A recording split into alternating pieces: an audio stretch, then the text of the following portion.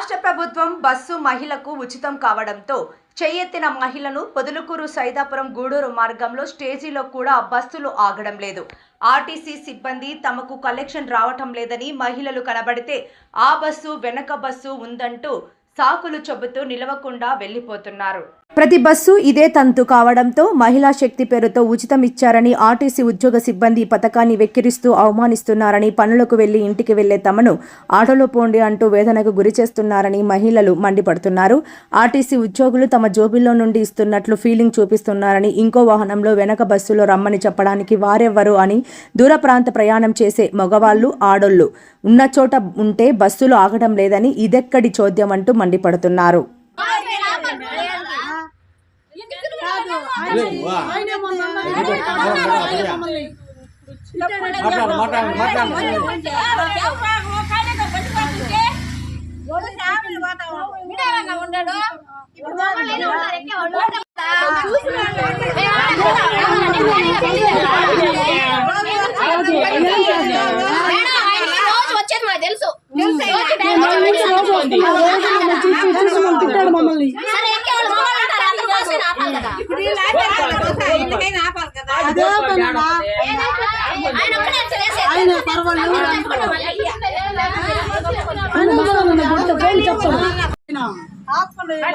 Bus ఆపుకుండా వచ్చేసాడు.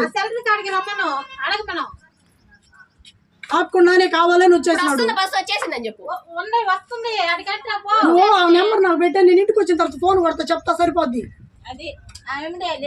నా number WhatsApp లో పంపించిన ఫోన్ కొడతాంకి ఏమనుకుంటున్నాడు.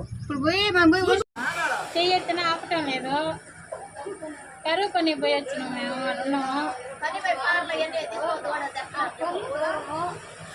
పనులు ఉన్నాయి, కనీసం ఆపను కూడా ఆపటం లేదు. డబ్బులన్నా తీసుకోండి ఎక్కండి అంటే